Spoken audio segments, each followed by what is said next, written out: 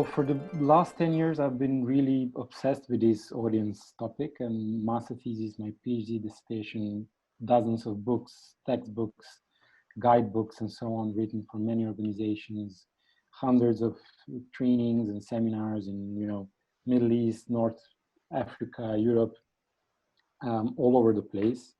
And there, I was really looking for cases and good approaches and strategies and so on. And you can find it online in all these texts, but I won't be dealing with that today because I would like to share with you a story that is slowly has been unfolding in my head about where are we in relation to audiences and what is actually happening in relation between the society and arts and culture as we know them today. And I would like to share with you this story. So back in 1968, as we know, the troubling year of Europe, a year that so many people remember as this last European revolution and so on. It was a summer, a hot summer, and while the fires were raging in Paris, in Sorbonne and other places, and students were asking for actually a very thorough revolution of all institutions of French society, and later on it reached all the world.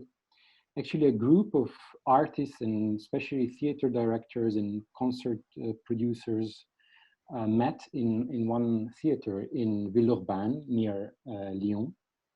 And they drafted this now famous declaration called Villeurbanne Declaration. And in that document, it was the first time that we know that the notion of non-public and later on non-audience was mentioned. In that document, what they say is that cultural institutions are not well enough accessible and participatory and open to a whole range of people that they called non-public. On the other hand, we have a public which enjoys arts and culture, and that's all just fine. So we need to do more for non-public. Over the 50 years that followed, in the last 50 years, there's been agencies and funding mechanisms and books and seminars, thousands of them devoted precisely to this idea. How can we reach non-audiences? How can we reach people who are usually not coming to our concerts and our shows and so on? And for me, there's one very big bug, very big problem with this statement, because it actually shows that we in arts and culture still understand ourselves as the center of our societies. We understand, we see the world as the sun would see the solar system. And we say, okay, everyone is revolving around us. But then there's some really misfortunate planets that are going their own ways. So how can we offer them this amazing opportunity to also revolve around us? And of course, that is problematic ethically, politically, democratically, and so on. But even more importantly, that is becoming more and more not true. What we have seen in the last 50 years is that actually less and less of planets are going around sun if we are the sun, and that they're actually, they have chosen other sun, or maybe a better metaphor, a new bigger sun came and they started revolving around it. But the main thing that changed, and we can see it in Eurobarometer studies and all studies on cultural participation, is that actually less and less people are actually enjoying this, what they call highbrow arts and culture and so on, all over the place. Eastern Europe, especially with post-socialist times, numbers are really declining from decade to decade. But what I think is the problem is not so much that we don't accept the fact that, yes, people nowadays prefer spending time on Netflix and Facebook and just drinking beer or whatever than watching concerts or opera shows and so on. But some underlying feeling that what used to be the society that we lived in, and this is the society that really takes pride in opera and concerts and theaters and literature and so on, is some kind of a normal society, and that happens normally. That's a natural way that things should be. And then now we are living in this some kind of a post-normal society. And this, I think, is a very interesting fact, because there is absolutely nothing normal in millions of people going to theaters, going to opera houses, listening to classical music. There's nothing normal in hundreds of millions of people knowing who Beethoven is. There's nothing normal in it. It is a consequence of a huge system that has been producing our societies for the last 200 years, and that is changing in the last decades. So you need to have a public school system in order to have that. You need to have a nation state in order to have that. You need to have a common language in order to have that.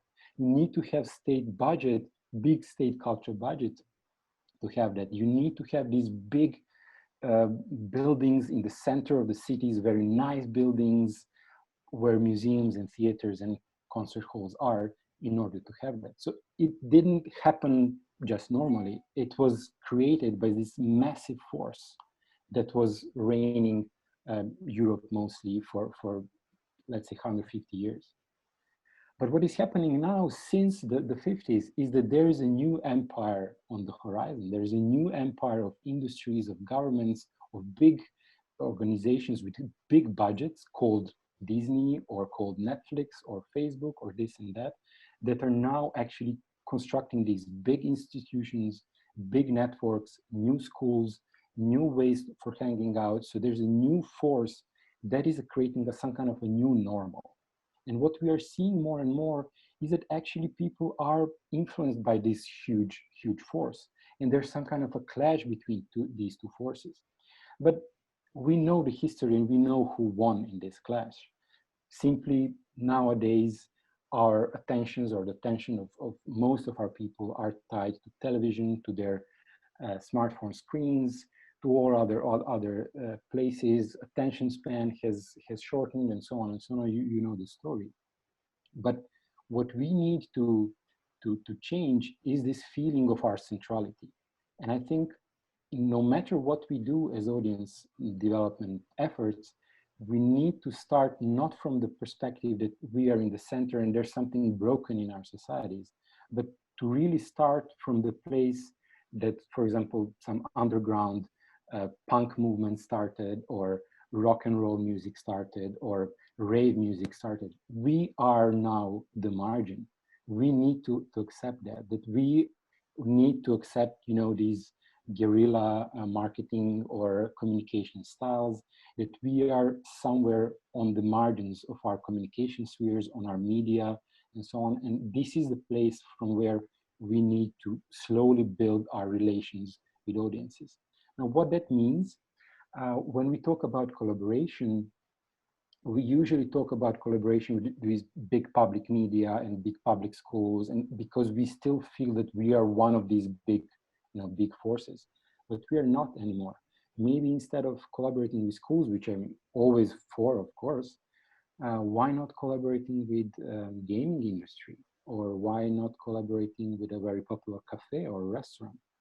I've heard so many amazing stories of theaters, for example, collaborating with restaurants in their floor level and having completely new audiences.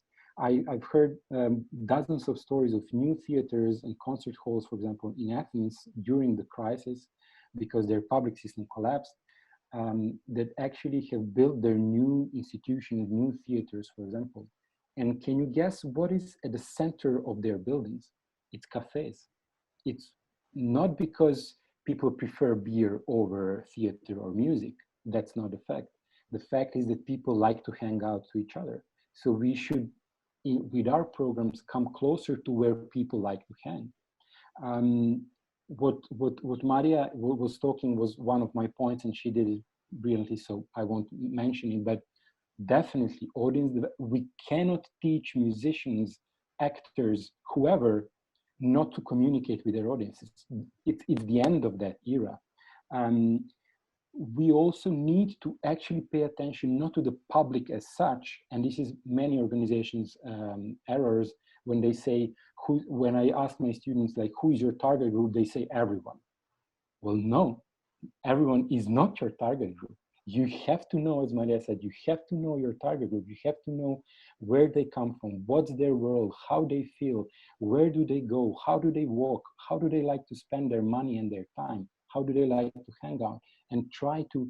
And I like this frame telling us bend yourself around your audience.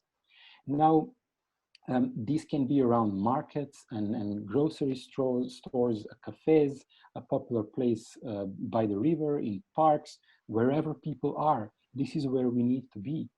And finally, because I see that time is running, that I'm actually over. Just a final. There's I think one big fear that this kind of accepting this position and trying to slowly build relation with audiences, and this is very important, to actually change the habits of our audiences, because um, what is normal is what is habitual. What people are used to is normal. If people are not used to going to concerts, that is not normal. So we need to create new habits and new normals.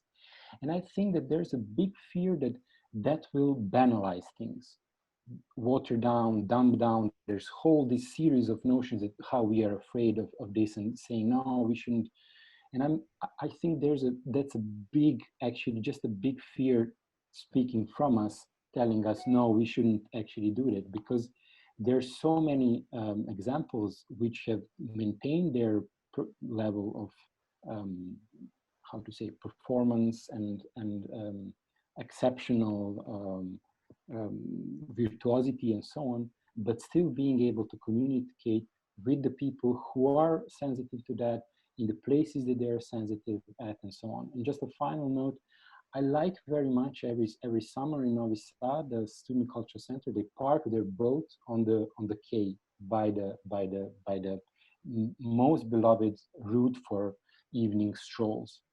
And there you can actually see people watching movies of Jelime Žilnik on Thursday evening, hundreds of people watching movies of Jelime Žilnik. They would never ever know who Jelime Žilnik is. They would never go to cinema to watch his movies. They wouldn't necessarily agree with his political views or whatever he does. They don't even share maybe aesthetics with him. But because it's on K and it's free and you can just stand, drink a beer and watch it, they do it. And I think that's there's something in it. Thank you.